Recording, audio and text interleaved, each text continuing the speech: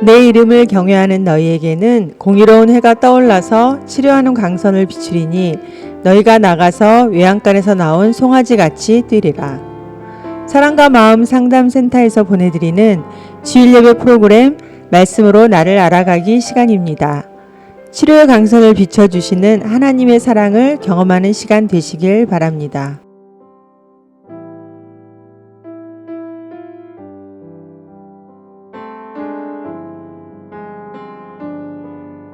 오늘은 말씀을 2부로 나눠서 할 수도 있을 것 같아요. 좀 이야기가 길어지면 점심 먹고 2부를 할 겁니다. 그 2부는 바쁘신 분들 가시고 편안하신 분들만 들으시면 됩니다.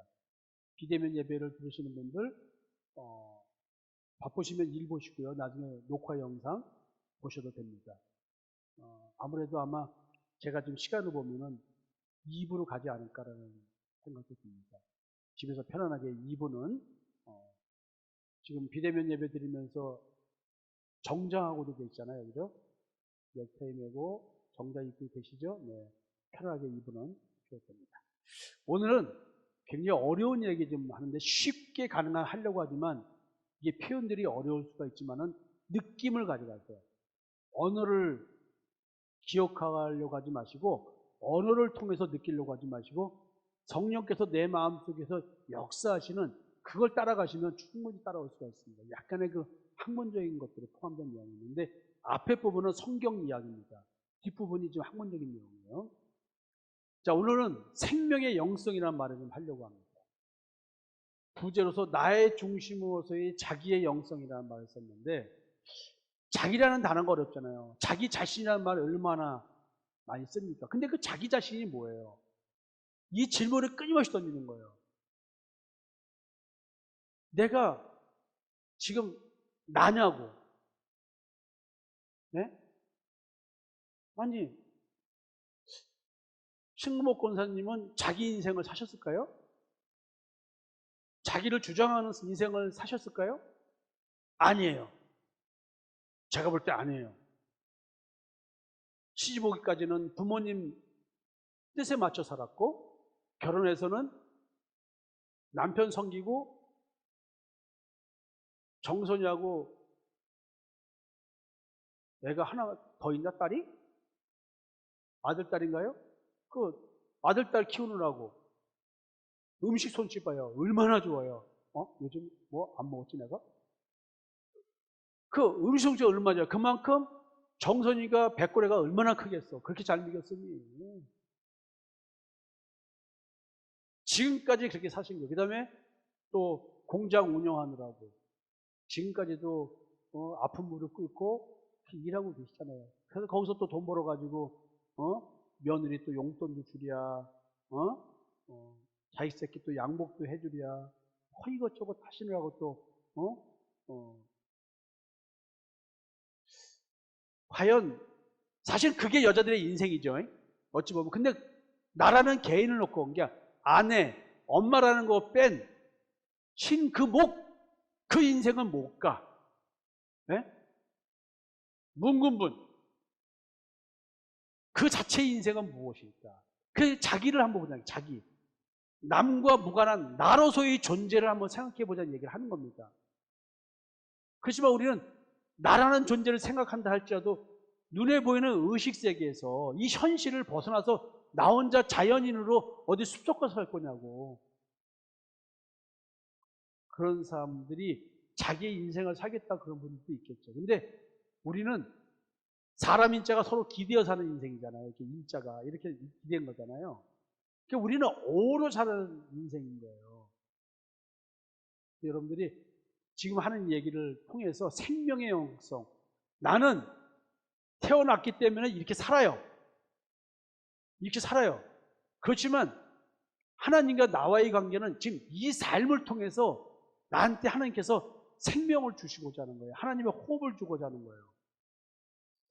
이런 생각을 갖고 말씀을 좀 접했으면 좋겠습니다. 요한복음 말씀입니다. 6장 53절에서 58절이거든요. 예수께서 이르시되 내가 진실로 진실로 너에게 이르노니 인자의 살을 먹지 아니하고 인자의 피를 마시지 아니하면 너희 속에 생명이 없는 거예요. 여러분, 예수의 살을 어떻게 먹을 것이며 예수의 피를 음료수로서 어떻게 마실 거예요? 오늘 전부 다 빨간색 음료 뭐 있을까요? 빨간색으로 된 거? 자몽 주스를 사오면 빨간색일까요? 결국 우리 와인을 좀 마셔야 되는데 오늘 2부로 나눠서 할 때는 점심 때요, 교회에서 성찬식 포도주를 한 잔씩 드리겠습니다. 피를 마셔야 되니까. 또 살을 마셔야 되니까 김 실장님 가셔서 케이크 좀 사오세요. 파우더 케이크 잘라가지고 성찬식을 좀 합시다. 2부 때. 왜냐면 예수의 살, 예수의 피를 마셔야 되는데 우리는 그걸 성찬식으로 표현해내고 있잖아요. 이게 실체가 뭘까요? 이게 뭐냐면 예수 그리스도의 십자가의 대속의 은총을 믿는 것, 예수 그리스도와 연합되어서 나의 옛사람을 십자가에 못 박혀 죽으시고 새 생명을 받은 자로서 새 사람을 입는 것. 지난번에 말씀드린 것처럼 죽을 것이 생명에 삼킨 바 된 것. 이걸 얘기하는데 예수가 내 마음에 온 것, 성령께서 내 마음에 오신 것, 임마누엘의 언약이 이루어진 것. 이게 지금 생명이 있다 없다 얘기를 하는 거예요. 이 얘기를 이렇게 얘기하는 겁니다. 내 살을 먹고 내 피를 마신 자는 영생을 가졌고 마지막 날에 내가 그를 다시 살리리니 내 살은 참된 양식이요 내 피는 참된 음료로다. 내 살을 먹고 내 피를 마신 자는 내 안에 거하고 나도 그의 안에 거하나니 살아계신 아버지께서 나를 보내심에 내가 아버지로 말미암아 사는 것 같이 나를 먹는 그 사람도 나로 말미암아 살리라. 예수를 먹어야 내가 살리라. 예수가 죽어야 내가 살리라. 그 말은 뭐예요? 예수와 연합된 얘가 너가 죽어야 너가 살아. 그 말이죠. 죽으려고 하시나요? 내가 죽는다는 게 뭘까요? 옛사람이 죽는다는 말의 실체가 뭔지도 모르고 여태까지 신앙생활 하셨습니까? 속신 신앙생활. 이제 그러시면 안 돼요. 이것은 하늘에서 내려온 떡이니 조상들이 먹고도 죽은 그것과 같지 아니하며 이 떡을 먹는 자 영원히 살리라. 만나잖아요. 만나를 먹고 율법적 신앙생활을 하면 다 죽었습니다. 영생이 뭔지 모르고 죽었습니다. 영생 한다는데 죽었습니다. 부활이 뭘까요? 지난번에 설교할 때 바울은 자기 살아생전에 예수님이 오시기를 고대하다가 포기했습니다. 그리고 받아들였습니다. 죽은 자나 살아있는 자 똑같이 생명의 면류관을 얻는데 내가 너무 나 때에 심판이 이루어질 걸 기대했구나 하고 내려놓는 장면에 대한 설교를 하면 이었습니다. 여러분, 이 떡을 먹는 자는 영원히 살리라. 생명이 있는 자의 이야기죠. 떡. 오늘도 일용할 양식을 주시옵고 예수님은 살아있는 생명의 떡이라고 했습니다. 이 말, 떡. 오늘도 우리는 그걸 먹어야 된다잖아요. 왜 먹어야 될까요? 왜 먹어야 될까요? 그 얘기를 참 많이 말씀드렸죠. 자, 그럼 나의 마음속에 생명이 있는가? 인자의 살을 먹지 않냐고 인자의 피를 마시지 않냐면 너희 속에 생명이 없는가? 내가 진짜 내한테 생명이 있느냐? 내가 예수의 살과 피를 먹어야 된다. 예수 그리스도의 십자가에 대해서 온초 이 말이 뭘까요? 자, 오늘 내가 생명이 있는가 확인 방법이 내가 예수 그리스도의 살을 먹었는가? 내가 예수 그리스도의 피를 마셨는가예요. 그리고 또 있어요. 주기도문을 가르쳐 주셨잖아요. 그리고 매일 먹고 있는가? 매일 마시고 있는가? 그럼 나의 일용할 양식이 뭐여야 돼요? 밥을 먹을 때마다 우리는 내 일용할 양식이 뭐예요? 예수 먹는 거예요. 예수 믿는 믿음을 먹고 살아야 되는 거예요. 이 신앙의 실체가 매일 예수를 먹고 마시는 건데 예수를 매일 먹고 마시는 이 신앙, 믿음의 신앙생활, 믿음 안에서의 삶, 이 실체가 무엇입니까?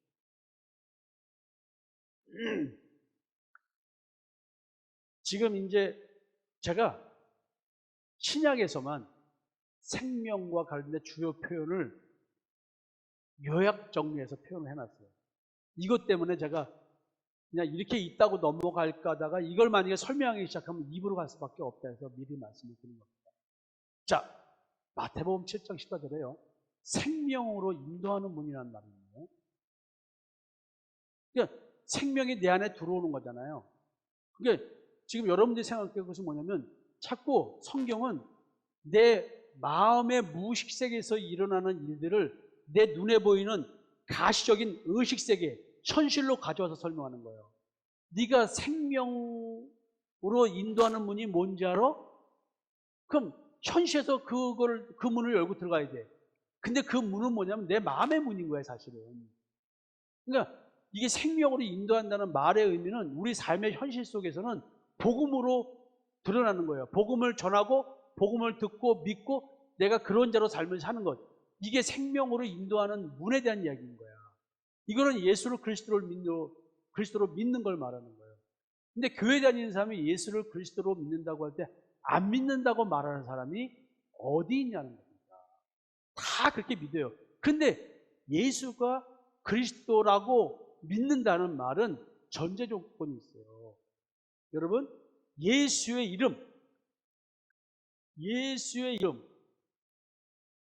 예수의 이름의 의미가 뭐예요? 네?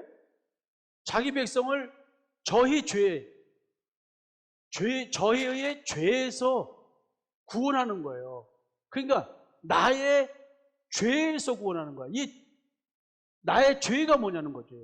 내가 술 한 잔 마시고 네? 유행가 불렀다고 그게 죄가 되냐고요. 그럼 다윗 같은 사람, 솔로몬 같은 사람, 그럼 지옥 가야지 그 사람들은. 그러면 이 죄가 도덕, 윤리 또는 그 나라의 법, 어떤 가치관 이런 거하고 연관된 죄냐, 율법과 연관된 죄냐, 종교적으로. 사실은 그 어떤 것도 죄라고 할 때 결국 이것은 뭐냐면 내 마음에 숨겨 있는 죄는 어떻게 할 거예요? 이건 전부 다 뭐예요? 행위의 죄잖아요. 근데 예수님이 이 행위의 죄를 뭘로 가져갔냐면 마음속의 죄로 가져갔어요. 마음속의 죄. 너희가 여자를 보고 음욕을 품은 자마다 이미 마음에 간음했다는 거 아니에요. 자, 예수님이 현장에서 간음하다 걸린 여인들을 모아놓고 바리새인들이 서기관들이 예수님을 시험합니다. 율법에는 저 여자를 돌로 쳐 죽이라 하는데요. 당신의 율법에서는 당신은 제자들한테 어떻게 가르치고 어떻게 이걸 적용할 겁니까? 그러면 이거 잘못 말하면 율법을 폐하는 게 되잖아요. 예수님이 조용히 바닥에 글을 쓰셨잖아요.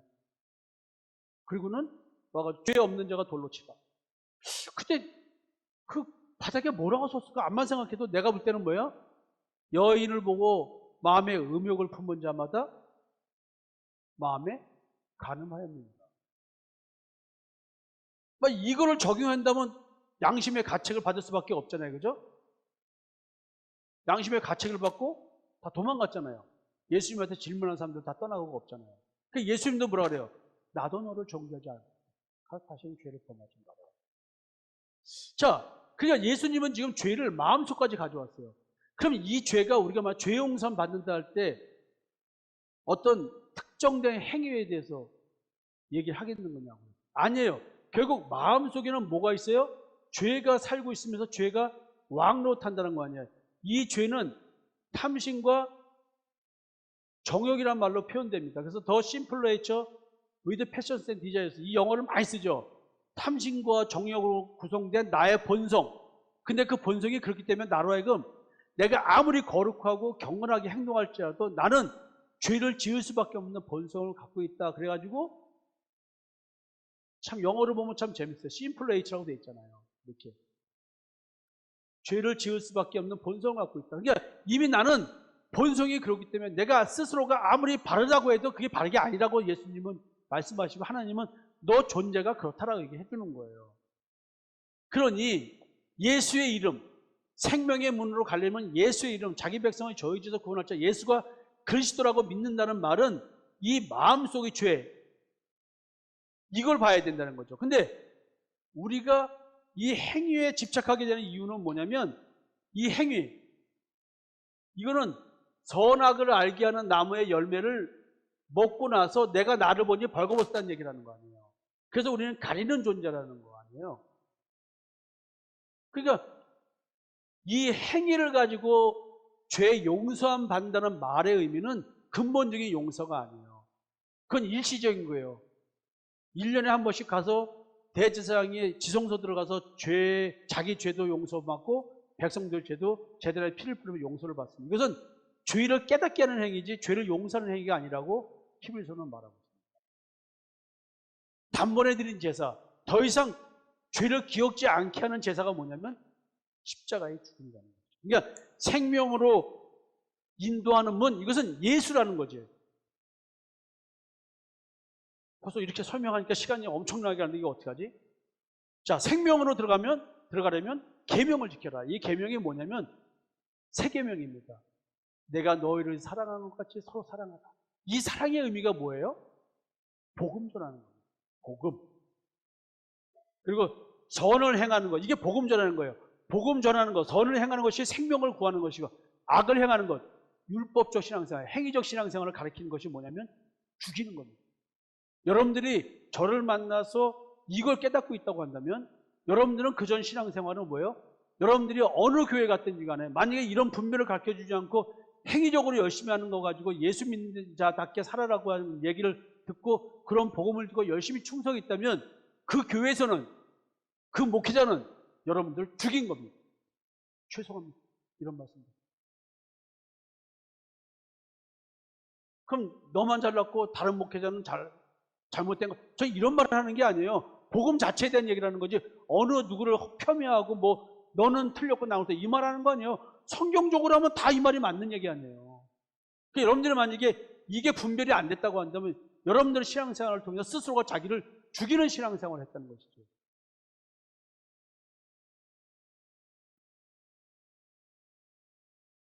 생명. 예수가 생명인데 사람들이 빛. 자, 빛하면 뭐예요? 빛 비춤 얘기를 해야죠. 창세기 1장 2절과 3절.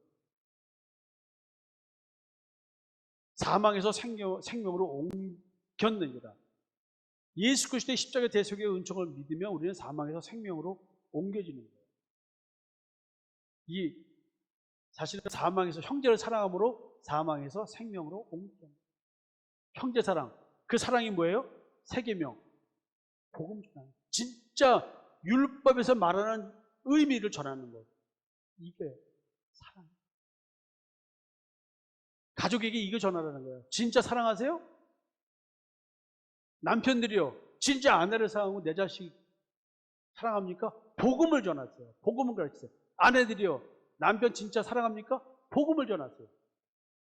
부모님 진짜 은혜에 감사합니까? 복음을 전하세요. 선한 일을 행한 자는 생명의 부활로, 악한 일을 행한 자는 심판의 부활로 나오리라.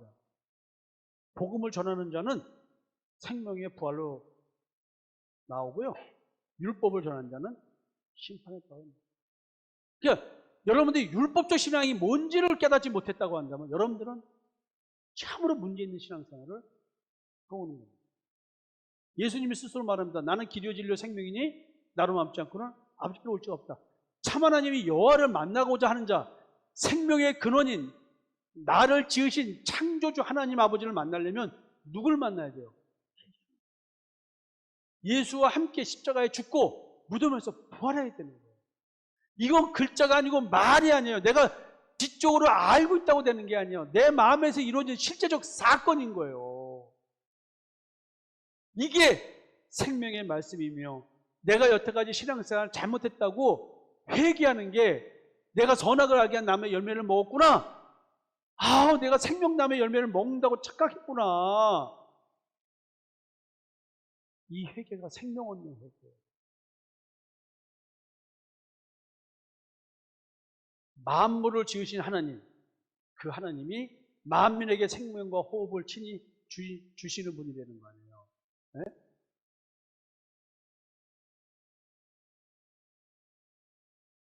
그럼 생명과 호흡 준다는 거, 이건 어떻게 나올까요? 생명과 호흡. 네?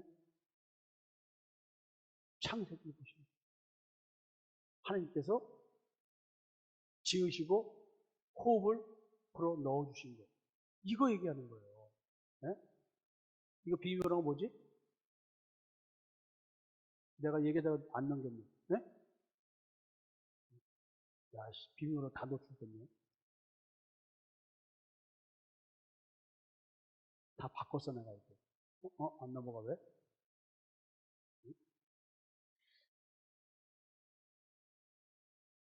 이거 안 넘어가네. 뭐가 또 위에 떴어. 야, 이거 와서 해봐. 자, 그리고 사망과 생명 얘기예요. 그래서 첫사람 아담, 그리고 마지막 아담, 예수. 그래서 사망과 생명 얘기를 하는 거예요. 아담 한 사람을 통해서 사망이 왕노릇하고 예수 그리스도를 통해서 생명이 왕노릇한다. 그 여러분 이게 이렇게 써 있는 로마서 이 말이 그냥 글이 아니라는 거죠. 그 여러분 사망이 지금 왕노릇하면 사망의 힘이 작용할 거 아니에요. 사망의 힘이 작용하면 여러분들의 생명력은 어디서 나오냐면 사망의 생명력이야. 그래서 어떤 사람은 세상에서 자신은 열심히 살아도 그 사람은 무기력한 사람이에요. 힘이 없는 사람이에요. 그건 사망의 힘이 작용해서 결국은 심판으로 가는 거잖아요. 내 생명력이 내 탐심과 정욕이냐, 내 생명력이 이 땅의 삶에서 드러날 때 뭘로 드러나냐, 진짜 예수 그리스도 그 성령이 그리스도의 사랑이 나를 강권하는 그것이 생명력으로 드러나냐, 이 똑같은 삶을 살 때 어떤 생명력이 드러나는 삶이냐는 거죠. 그리고 여러분들이 이제 그 범죄가 뭐예요? 율법을 전하는 게 범죄예요. 의로운 행위, 생명에 이르게 한다. 이게 뭔데요, 이게? 그래서 바울이 이제 십자가의 죽음, 그걸 세례라고 하는데 우리는 예수 그리스도와 십자가의 죽음에 같이 연합돼서 함께 세례를 받았다고 얘기를 하는 거예요. 그래서 부활을 우리는 동참한 자이기 때문에 부활에 동참한 자가 돼서 우리는 새 생명을 얻은 자가 된다는 얘기를 하는 겁니다. 그리고 참 어려운 얘기가 또 나오죠. 죄와 사망의 법, 그리스도 예수 안에 있는 생명의 성령의 법. 율법은 사망의 법입니다. 여러분들의 행위로 아무리 바르게 준수한다고 해도 그것이 여러분들의 생명을 구하지는 못한다는 것이죠. 성령의 법이어야 됩니다. 내 마음속 무의식의 세계의 그 어두운 그걸 다 봐야 되는 것. 죄의 지배의 현상을 봐야 되고 사망 권세에 휘둘리고 있는 나를 봐야 되고 율법의 저주를 해서 내가 나를 정죄함으로 말미암아 겪는 내면의 고통, 이걸 봐야 된다는 겁니다. 그 다음에 육신의 생각은 사망이에요. 영의 생각은 생명과 평화이다. 여기서 육신의 생각은 율법적 신앙생활, 자기 의를 추구하는 신앙을 말하는 거예요. 영의 생각은 믿음의 의를 추구하는 거예요. 지금 이런 말 자체가 굉장히 어려워. 여러분들 이게 어렵다는 얘기는 뭐예요? 자기 의가 뭔지를 모르고 있다는 거 아니야. 문제는 이거예요. 자기 의가 뭔지를 모르는데 어떻게 하나님의 의가 뭔지를 아냐는 얘기지. 자기 의가 뭔지가 분별돼야 믿음의 의가 나오는 거예요. 쉽게 말하면 믿음의 의가 되어진 자여야 자기의 의가 뭔지를 안다는 뜻이 되는 거예요. 그래서 여러분들에게 설교만 가지고 안 되고 성경 공부만 가지고도 안 되고 개별적으로 또 그룹별로 말씀을 토의하면서 이루어져야 되기 때문에 상담 시스템을 잡는 거예요. 여러분들의 문제를 캐내서 뭐 그런 얘기하는 게 사생활을 캐내려고 하는 게 아니라 상담을 통해서 이런 걸 가르쳐야 되기 때문에 그전에는 내가 여기서 연장자들 성경 공부하듯이 하는 것도 그게 상담을 하는 거고 그룹 상담을 하는 거예요. 근데 이것을 1대1 또는 몇 분 모여 같이 대화하면서 이 신앙을 돌아보면서 내가 어떻게 미혹됐는지를 알아야 되잖아. 그래서 우리가 생명에 삼킴받아야 되는 거예요. 즉 다시 복음으로 돌아가야 되는 거예요.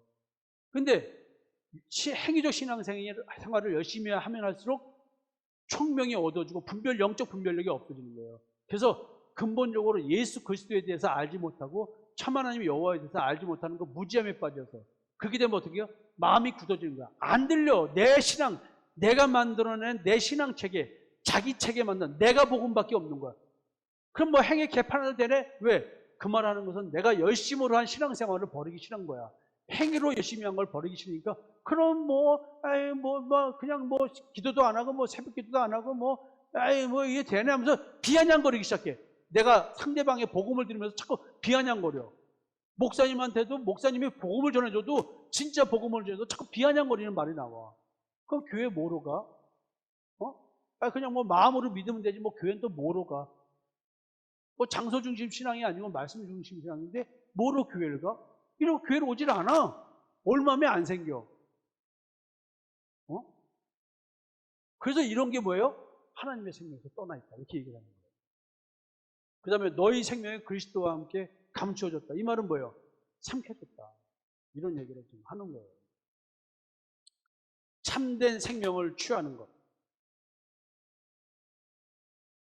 예수 믿는 믿음에 대한 얘기죠.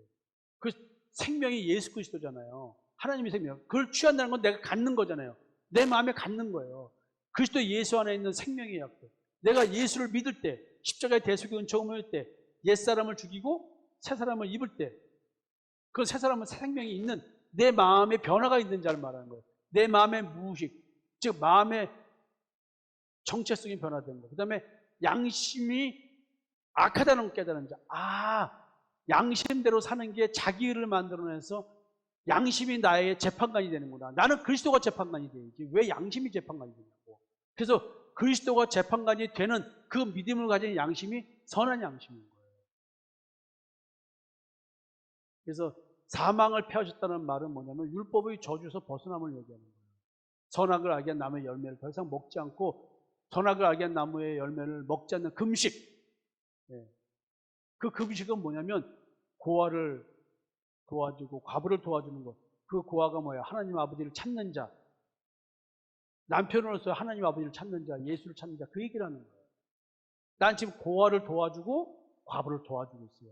진정으로 예수를 찾고자 하는 자들에게 예수를 가르쳐주고 있습니다. 그리고 복음으로써 생명과 썩지 아니할 것을 드러낸다. 우리 육신은 죽잖아요. 그러나 영체를 입고 영적인 몸을 입고 다시 부활한다는 거 아니에요. 그런 이야기들. 이게 눈에 보이지 않는 얘기고 심판 때 이루어지는 얘기잖아요. 그건 나중 얘기니까 우리가 신경 쓸 수 없죠. 오늘 내 믿음만 되면 자동적으로 이루어지는 거니까. 불멸의 생명의 능력. 그럼 내가 안 죽는 건가, 육신이? 그런 말 하는 게 아니에요. 주를 사랑하는 자들에게 약속하신 생명의 면류관, 그 약속은 영원한 생명이다. 그 영원한 생명, 영생, 사망에서 생명으로 옮겨졌다. 그 증거가 뭐냐면 형제사랑이 복음 전하는 거예요. 사랑하지 않는 자는 사망에 머물렀다. 행위적 신앙을 가지고 가르쳐줍니다. 교회 나오면 어떻게 하는 거예요? 새벽기도 나오셔야 돼요. 수요일 금요일 나오고 주일 성수해야 돼요. 11조는 반드시 들어야 됩니다. 세전입니까? 세웁니까? 반드시 세금 제약에 대한 온전한 11조를 드려야 돼요. 예. 절기마다 감사헌금하고 또 주정헌금하고 이런 형식을 가르쳐주고 이런 걸 가르쳐주는 게 아니에요. 그런 걸 가르쳐주는 게 아니라 너희 몸을 거룩한 산제물로 드리는 것, 이걸 가르쳐줘야지. 물론 그래서 과도기적인 현상으로 뭐 교회가 헌금도 안 들어오고 뭐 교회도 안 나오고 뭐 이럴 수도 있고 저럴 수도 있어요. 그러나 목회자가 그렇다고 해서 복음을 양보할 수는 없잖아요. 교회가 깨지고 다 성도가 떠난다 할지라도 목사는 자기 복음을 증거하고 단 한 명을 위해서라도 그 복음을 전해야 되지 않을까요? 비록 우리 교회에, 우리 센터에 우리 집사람이 날 떠나진 않을 거 아니야. 우리 집사람이 떠날래나? 나 당신 같으면 말씀 전하는 사람 싫어하고 떠나면 나는 방법이 없지. 그렇지만 나는 아내 한 명 놓고 복음을 전하는 한이 있더라도 나는 이 복음은 지켜야 될 거 아니에요. 그래서 여러분들이 뭐 헌금을 안 해줘도 나는 이 복음을 지켜야 돼요. 여러분, 아들이 있는 자는 생명이 있고 하나님의 아들이 없는 자는 생명이 없답니다. 그냥 너희가 믿음에 있는지 스스로 시험하고 확증하라고 그러잖아요. 예수 그리스도가 너희 안에 있는 것을 스스로 확신하지 못하면, 확증하지 못하면 버리운다라고 말하잖아요. 예수가 내가 믿음의 진실성 여부는 내 안에 나타나신 예수 그리스도 가지고 증명하는 거잖아요. 여러분 안에 예수 그리스도가 있는 거 증명해 보이라니까요. 그게 뭔 말인지를 알아야 될 거 아니에요. 체험해야 되는 거. 이거는 누가 목사님이 여러분 안에 예수 그리스도가 있습니다. 아멘 할렐루야 한다고 되는 게 아니에요. 이거는 자, 생명은 오늘 보니 예수 그리스도죠. 그리스도가 내 안에 오는 걸 말하죠. 생명은 뭐예요? 성령 받아야 되는 것이죠. 성령으로 말미암아 하나님의 사랑이 우리 마음에 부음받음이라고 했어요. 이런 말들 속에 뭐예요? 예수 그리스도 안에 누가 계세요? 생명이신 하나님이 계셔서 예수가 생명이에요. 그래서 예수 하나님, 성령 하나님, 여호와 하나님, 그래서 우리는 신학적으로 삼위일체 하나님이라고 말하는 겁니다. 결국 생명이 있는 자는 현실적으로 우리는 뭘 느끼는 거냐면 내 감각적으로 십자가에 옛사람을 못 박아 죽이는 고통, 내 마음 상태가 어떤지를 느끼고 깨닫는, 내가 행위로는 바르게 살았는데 내 마음속으로 보니 진짜 썩은 무덤 같구나, 썩은 시체가 숨어있는 그 무덤이구나. 무덤은 아무리 이쁘게 꾸며도 속에는 뭐예요? 썩은 시체. 마음의 할례를 받는다. 그 말은 뭐예요? 홍해 바다를 건넜듯이 요단강을 건넜듯이 내 마음 가죽을 베는 거예요. 마음 가죽을 베야 내 마음 상태를 하죠. 내 마음은 단단한 가죽을 씌워서 볼 수 없다는 거예요. 내가. 우리는 이미 존재 자체가 행위를 보고 사람을 판단하고 나를 판단하는 행위에 눈이 밝아진 존재라서 더 이상 내가 발가벗은 존재가, 벌거벗은 존재가 아니라고 나를 스스로 주장하는 존재로 이미 저주받은 존재로 태어났다는 거죠. 이 문제를 해결해야 되는 거예요. 원죄라는 말은 이거라는 거예요. 여기서 여러분들에게 마음속의 죄의 이야기는 원죄에 대한 얘기를 하는 거예요. 그래서 마음에 그리스도가 나타나신 자, 성령을 받은 자, 임마누엘이 이루어진 자, 생명이 있는 자라는 이야기. 자, 오늘 설교가 생명의 영성이라는 주제입니다. 성경에서 생명에 대한 이야기를 이렇게 표현하고 있는 거 결국 요약이 뭐예요? 마음에 나타나신 예수 그리스도, 마음에 내주하시는 성령님, 하나님께서 우리에게 언약하신, 선택받은 자에게 약속하신 하나님의 언약, 아브라함에게 약속하신 그 언약, 씨의 축복, 그것이 바로 뭐냐면 임마누엘이다. 그게 다른 말로는 내 죄의 지배에서 나를 해방시켜 주시는 그리스도를 믿는 것, 이게 믿음이다. 이게 우리의 생명이다 얘기를 하는 거예요. 이 믿음을 갖고 오늘도 살아가는 것이다. 나의 중심으로서의 자기의 영성이라는 말, 내가 나다운 나, 사람이 사람다워져야 되는데 사람이 짐승다워져서 사는 것, 이거란 말이에요. 너희들이 아무리 잘났어도 짐승처럼 똑같이 죽더라. 그리고 평생을 미친 마음을 품고 살더라. 이게 솔로몬의 이야기잖아요. 그 미친 마음이 뭐냐면 탐심과 정욕의 지배를 받아서 자기가 원하는 것을 이루려고 살아가는, 작던 크던 내가 원하는 걸 이루고 살고 오늘도 그걸 채우기 위해서 살아가는 자기 우상 숭배 속 존재로 살아가기 때문에 자기가 미친 걸 모르고 미친 자로서의 삶을 살아가는 것을 깨닫게 해주는 것이 생명의 영성이다. 근데 우리의 삶 속에서 이걸 어떻게 아냐는 거예요. 이걸 모르기 때문에 우리는 지옥 같은 인생을 사는 겁니다. 지옥이 내 마음의 상태를 보는 거예요. 근데 우리는 그걸 보지 못하고 살아가는 거예요. 이 생명의 영성, 이게 성경적 관점에서 경험주의 가족치료 이론과 칼 융의 개성화의 영성에 대해서 생각을 해본 겁니다. 참 어려운 얘기죠. 여러분들에게 이 얘기를 이렇게 할 때는 뭔가 학문적인 것 같잖아요. 근데 사실은 이미 여러분들에게 사티어의 경험주의 가족치료 이론은 이미 우리 교회에 다 적용되어 있고요. 수요일날, 금요일날 드리는 그 자기 인식과 자기 통찰의 시간에 해드리는 그런 것들 6번 해드렸는데 그것이 이미 다 정리돼서 해드리는 거예요. 어렵지는 않습니다. 그리고 정신분석학적 입장에서 융에 대한 이야기, 그걸 이미 이신동에서 도 해드렸어요. 여러분들이 이미 다 접한 겁니다. 벽에 걸려있는, 우리 센터에 걸려있는 내용들을 지금 융에 대한 이야기를 해놓은 거거든요.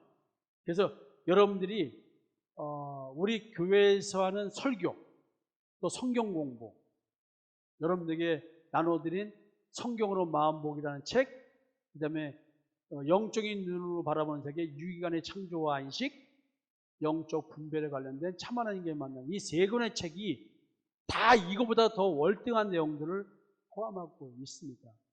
옛사람에서 연구된 학문과 새사람에서 이것을 연구된 학문들을 바라보는 우리들의 시각의 차이, 그 다음에 여러분들이 이런 학문적인 내용들을 여러분들에게 설명드리는데, 이분들이 아무리 세계적으로 대단해도 여러분들에게 이루어진 이것을 얘기하고 있구나라는 것을 지금 확신을 시켜드리기 위해서.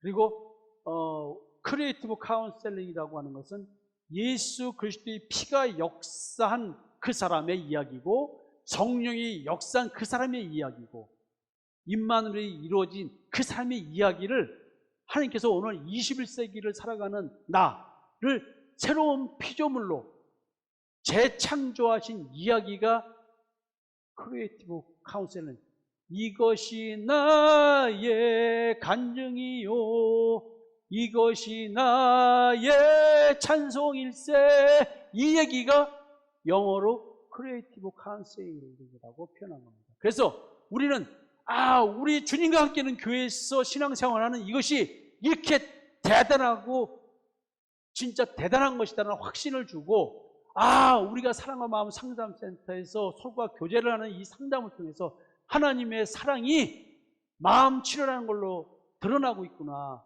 진짜 마음을 치료하시는 하나님의 사랑의 위대함이 우리 각자에게 있구나를 설명해 주기 위해서 오늘 생명의 영성이라는 말을 좀 하는 겁니다.